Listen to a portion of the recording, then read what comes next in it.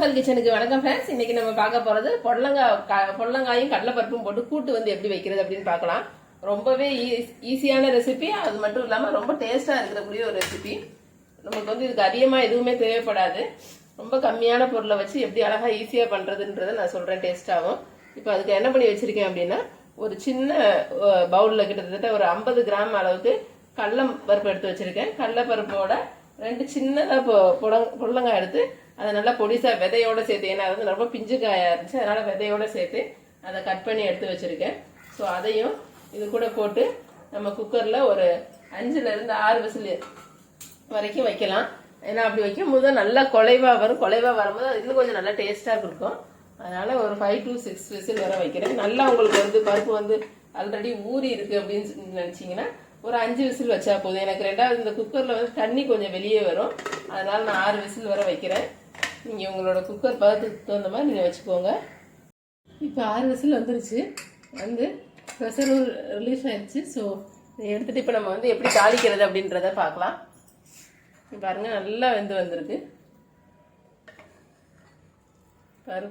பருப்பும் நல்லா வெந்திருக்கு, பொடலங்காயும் நல்லா வெந்து வந்துருச்சு. கொஞ்சம் குலைவாவே வந்திருக்கணும், அப்பதான் வந்து அது சாப்பிட்றதுக்கு நமக்கு நல்லா வந்து 2 ஒன்னோட ஒன்று சேர்ந்து சாப்பிட்றதுக்கு நல்லா ருசியா இருக்கும்.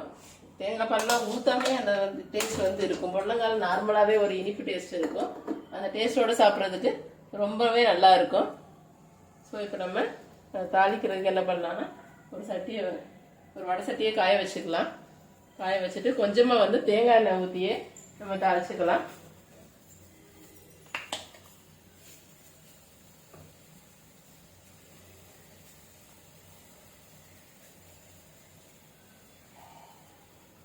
இதுக்கு வந்து நம்ம எண்ணெய் வந்து லைட்டா நம்ம ஒரு டீஸ்பூன் அளவுக்கு வந்து ஊற்றணும்னா போதும், தாளிக்க தான் போகிறோம் அதனால. ஸோ அதுக்கு கொஞ்சமா நான் என்ன பண்ண போறேன்னா, தாளிக்கிறதுக்கு லைட்டா கடுகு, சின்ன வெங்காயத்தை கொஞ்சமா பொடிசா நறுக்கி வச்சிருக்கேன். அது கூடவே 2 சின்ன காஞ்ச மிளகா, 2 மிளகாய் வச்சிருக்கேன். கொஞ்சமா கருவேப்பிலையும் வச்சிருக்கேன். ஸோ அது கூடவே போட போறேன்.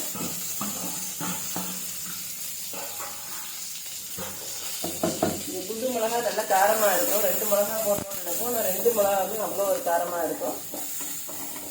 உங்களுக்கு இதுக்கு மேலே காரம் பத்தலை அப்படின்ற பட்சத்துல இறக்குறதுக்கு முன்னாடி லைட்டா பெப்பர் போட்டு இறக்கிக்கோங்க. போட்டாச்சு. வதங்கினதுக்கு அப்புறம் நம்ம முன்னாடியே வேக வச்சு போட்டுக்கலாம். தண்ணி உங்களுக்கு அதிகமா இருக்கு அப்படின்னா இந்த தண்ணியை வந்து நீங்க விடுத்துட்டு ரசத்துக்கு வந்து யூஸ் பண்ணிக்கலாம். ரசத்துக்கு யூஸ் பண்ணீங்கன்னா ரொம்பவே நல்லா இருக்கும். ரசத்துக்கு இப்படி வச்சு ரசம் வச்சு குடிக்கிறப்போ.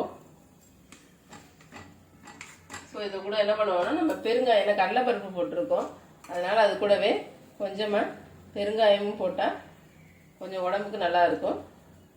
அதனால நான் பெருங்காயம் போடுறேன். சால்ட் நான் முன்னாடி போடலை, அதனால இப்போ கொஞ்சம் சால்ட்டும் போட்டு, கொஞ்சமாக சால்ட் அதிகமாக போட்டுறாதீங்க, அளவா கொஞ்சமாக போடுங்க. போட்டு ஒரு 5 minutes வந்து வேக விடலாம்.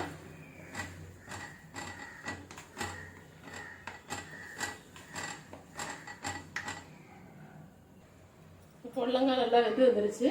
அது கூட சும்மா நம்ம லைட்டாக கொத்தமல்லியை மட்டும் போட்டு இறக்குனா போதும். இப்போ பொடலங்காய் கூட்டு ரெடி ஆயிடுச்சு. இதே மாதிரி நீங்களும் செஞ்சு பாருங்க.